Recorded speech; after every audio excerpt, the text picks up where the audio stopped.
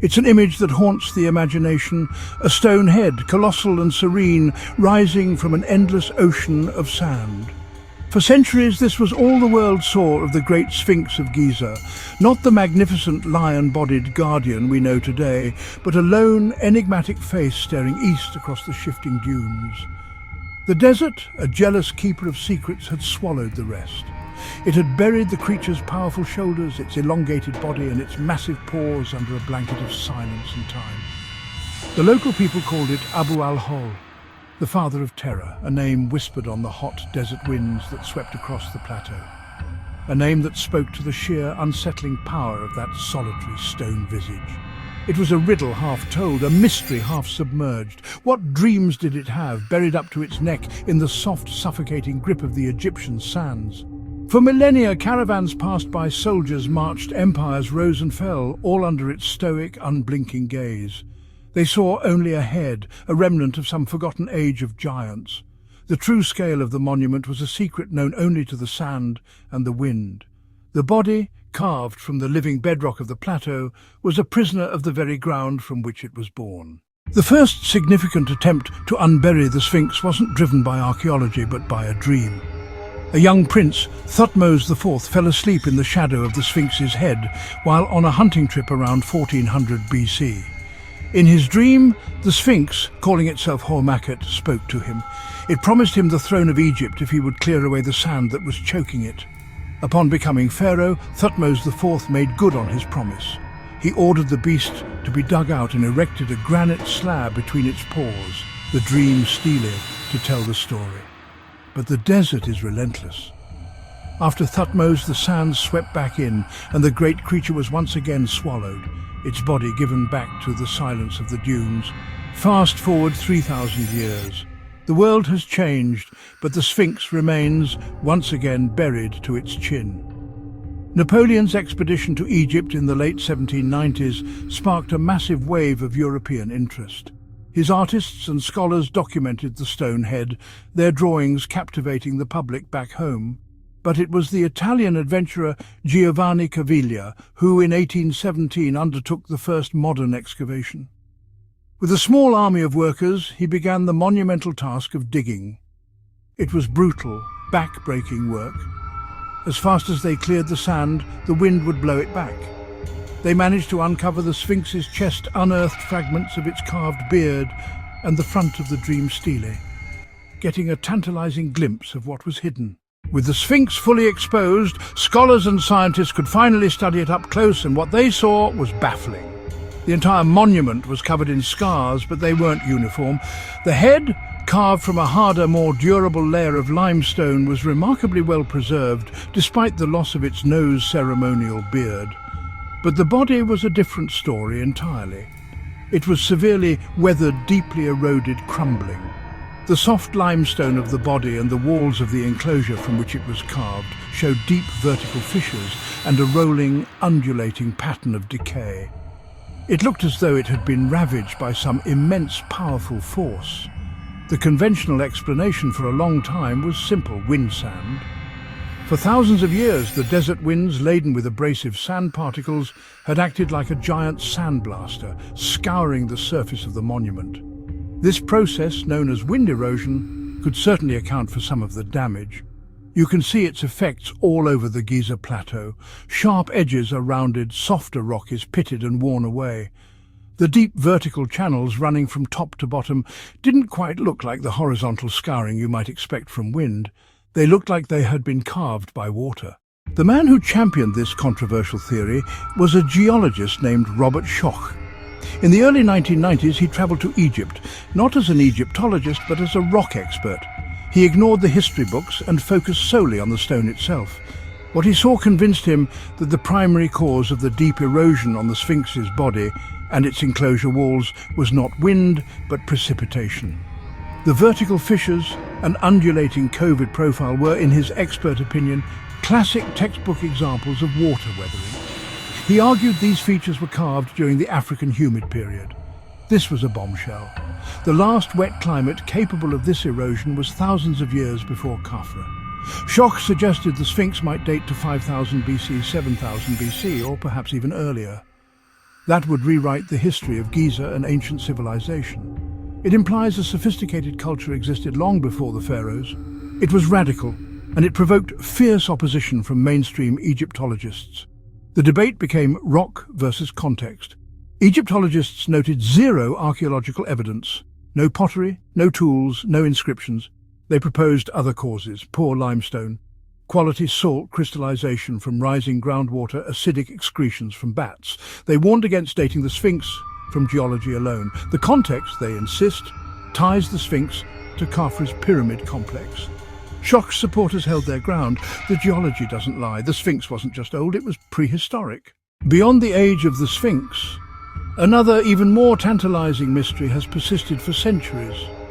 The idea that there are hidden chambers and secret passageways concealed within and beneath the monument. These aren't just modern fantasies, they are whispers that echo through history. The Roman naturalist Pliny the Elder wrote that the Sphinx was believed to be the tomb of a ruler named Hame, and that it contained hidden treasures. Arab writers of the Middle Ages elaborated on these tales, describing subterranean passages filled with magic, knowledge, untold riches, all guarded by mechanical spirits. The Sphinx wasn't just a statue, it was a lock, and somewhere a key was waiting. These stories gained a powerful new life in the 20th century through the prophecies of the American psychic Edgar Cayce, the sleeping prophet. While in a trance-like state, Cayce claimed that the Sphinx was built in 10,500 BC by refugees from the lost civilization of Atlantis.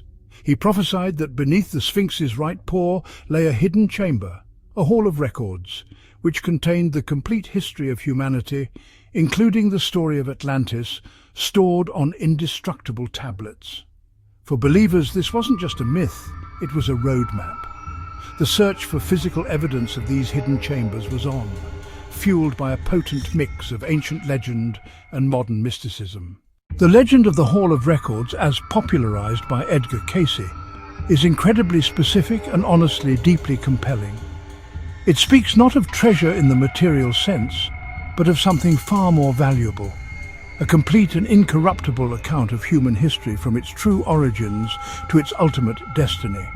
According to the prophecies, this knowledge was brought to Egypt by survivors of Atlantis who foresaw the destruction of their homeland and sought to preserve their wisdom for a future generation that would be ready to receive it. They chose the Giza Plateau as their sacred repository, building the Sphinx as a marker for the entrance to this subterranean library.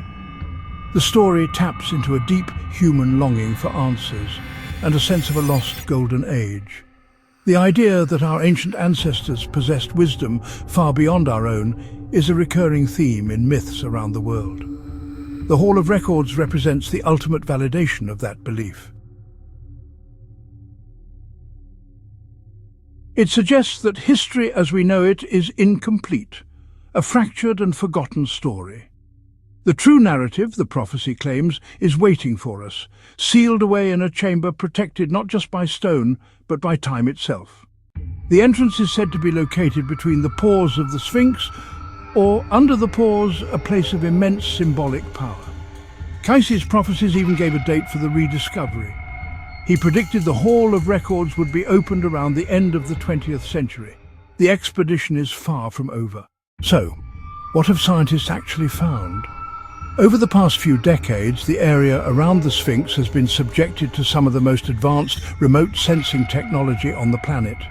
Teams from institutions like Florida State University, Waseda University in Japan, the Shaw Foundation have used ground-penetrating radar seismic tomography and electrical resistivity surveys to peer deep into the bedrock without moving a single stone. They have scanned the ground beneath the Sphinx's paws, its flanks, the floor of the enclosure, creating a virtual map of the world that lies beneath. The results have been both intriguing and, honestly, frustratingly ambiguous. Several surveys, beginning in the 1990s, did in fact detect anomalies. The team, led by geologist Robert Schoch and author John Anthony West, found evidence of several regularly shaped, seemingly man-made cavities or voids in the bedrock at various locations around the Sphinx. Most notably, they found a large, rectangular-shaped chamber several meters beneath the front paws, in a location remarkably consistent with Edgar Cayce's predictions. They also identified other, smaller anomalies along the sides of the monument. The machines were saying something was definitely down there. However, detecting an anomaly is one thing. Knowing what it is another. The Egyptian authorities, led by Dr. Zahi Hawass, who was then the director of the Giza Plateau, were highly skeptical. To settle the matter, the Egyptian authorities have conducted their own investigations, including drilling several boreholes into the areas where anomalies were detected. The drills went down into the bedrock and came up with more bedrock. Despite the official declarations, many researchers and theorists remain unconvinced. They question the thoroughness and transparency of the official drilling operations.